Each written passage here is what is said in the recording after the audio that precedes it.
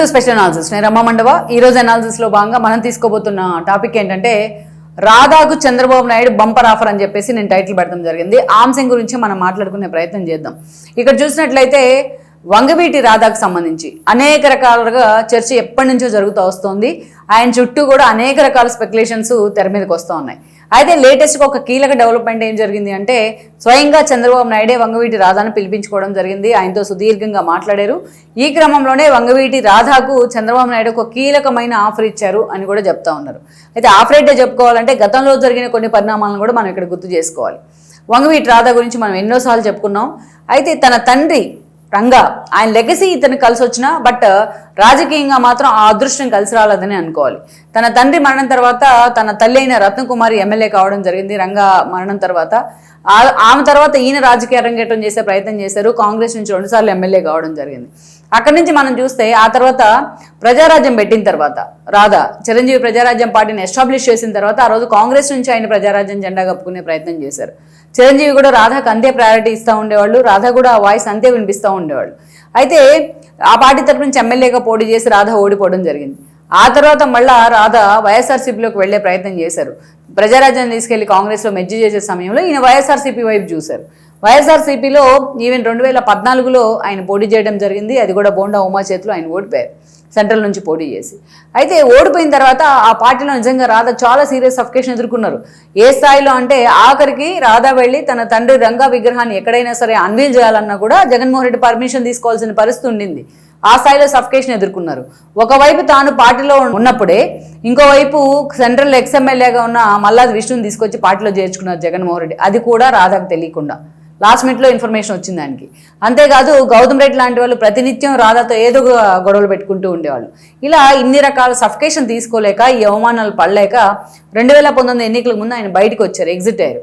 Exit అయిన తర్వాత ఆయన జనసేన నుంచి ఆఫర్ వచ్చింది. స్వయంగా పవన్ కళ్యాణ్ కూడా ఆయన వెల్కమ్ చేయడం జరిగింది.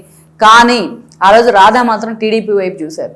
అధికారంలో ఉంది ఆ రోజు టీడీపీ, వైఎస్ఆర్సీపీ ప్రతిపక్షంలో ఉంది. ఆ రోజు ఎంతమంది వార్న్ చేశారు, మీ తండ్రి చావుకు కారణము టీడీపీ అని ఎప్పుడు చెప్పుకుంటా ఉంటే మీరు ఎందుకు టీడీపీలోకి వెళ్తున్నారు అంటే ఆయన తన సన్నిహితులతో అన్న మాట ఏంటంటే ఇప్పటికీ మా ఫ్యామిలీ నా ఇష్యూ వెంటాడుతూనే ఉంది. ఇద్దరు కుటుంబాల మధ్య ఉన్న గొడవ 2 కులాల మధ్య గొడవగా మారింది. ఇప్పటికీ అది మమ్మల్ని వెంటాడుతూనే ఉంది. ఇక ముందు ఇలా జరగొద్దు, నేను టీడీపీలోకి వెళ్తానని చెప్పి ఆయన అంచెలకి చాలా హుందాగా నచ్చజెప్పే ప్రయత్నం చేశారు. నిజమైన లీడర్ లక్షణం అది. సో ఆయన టీడీపీలోకి వెళ్లే ప్రయత్నం చేశారు. 19 ఎన్నికల్లో జగన్మోహన్ రెడ్డికి వ్యతిరేకంగా ఆయన క్యాంపెయిన్ చేయడం జరిగింది. కానీ ఆ ఎన్నికల్లో టీడీపీ ఓడిపోయింది. టీడీపీ టికెట్ ఇస్తానన్నా కూడా రాధా ఆ రోజు తీసుకోలేదు. టీడీపీ ఓడిపోయింది. ఓడిపోయినా సరే ఆయన టీడీపీలోనే ఉన్నారు. చాలాసార్లు ఆయనకు ఆఫర్ వచ్చింది, జనసేన నుంచి వచ్చింది. ఈవెన్ జగన్మోహన్ రెడ్డి రాధా విషయంలో రిగ్రెట్ అయ్యి ఎన్నోసార్లు ఆయన ఇంటికి మనుషుల్ని అటు నానిని వంశీని పంపించడం జరిగింది. తాను ఒకవైపు పవన్ కళ్యాణ్ టార్గెట్ చేస్తూ ఉంటే కాపు సామాజిక వర్గం తనని వ్యతిరేకించడం స్టార్ట్ అయింది. ఈ వ్యతిరేకతను పోగొట్టుకునేందుకు రాధాని ఎలాగైనా పార్టీలోకి తీసుకురావాలని జగన్మోహన్ రెడ్డి చాలాసార్లు ప్రయత్నం చేశారు. కానీ రాధా మాత్రం వెళ్ళలేదు. ఇక టీడీపీని మాత్రం విడిచి వెళ్ళలేదు ఆయన. బట్ అదే స్థాయిలో చంద్రబాబు నాయుడు కూడా రాధాను చూసుకుంటూ వచ్చారు. ఆ లెగసీని వాళ్ళిద్దరూ కూడా ఆ బాండింగ్ని కంటిన్యూ చేస్తూ వచ్చారు. అమరావతి రైతులకు మద్దతు దగ్గర నుంచి చాలా అంశాల్లో రాధా కీలకంగా పనిచేశారు, లోకేష్ పాదయాత్ర దాకా. ఇక ఏ రోజు కూడా పార్టీ మారే ప్రయత్నం అయితే చేయలేదు.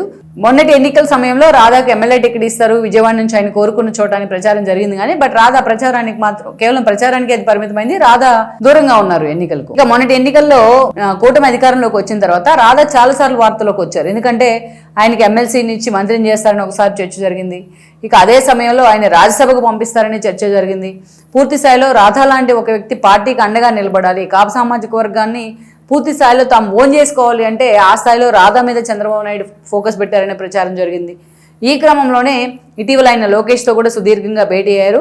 సో రీసెంట్గా ఇప్పుడు ఇలాంటి ఒక హాట్ టాపిక్, ఒకవైపు మహానాడు జరుగుతోంది, ఒకవైపు కమిటీలు ప్రకటించారు, ఇంకోవైపు ఇంకో 2 నెలల్లో రాజ్యసభ స్థానాలు రాబోతా ఉన్నాయి. ఇలాంటి సమయంలో చంద్రబాబు నాయుడు రాధాను పిలిపించుకున్నారు. సుదీర్ఘంగా ఆయనతో గంటసేపు మాట్లాడడం జరిగింది. సో ఆయనకు తన భవిష్యత్తు గురించి ఒక క్లారిటీ ఇచ్చారని కూడా చెప్తా ఉన్నారు. ఎందుకంటే రాజ్యసభ స్థానాలు 4 వస్తూ ఉన్నాయి. ఒకటి జనసేనకు, ఒకటి బీజేపీకి వెళ్తే 2 టీడీపీ ఖాతాలోకి వస్తాయి. దానికి ఆల్రెడీ హెవీ కాంపిటీషన్ ఉంది, ఆస్పిరెంట్స్ ఎక్కువగా ఉన్నారు.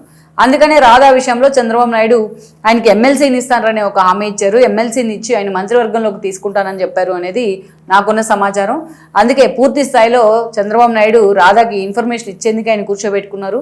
రాధా భవిష్యత్తు గురించి ఆయన ఆలోచన చేసేందుకే చంద్రబాబు నాయుడు ఆయన పిలిపించుకున్నారు అని చెప్తా ఉన్నారు. లెట్స్ సీ మొత్తానికి మరి ఇది కేవలం ప్రతిపాదనగా ఉంటుందా, పూర్తి స్థాయిలో కార్యరూపం దాలుస్తుందా అనేది కూడా మనం చూడాల్సి ఉంది.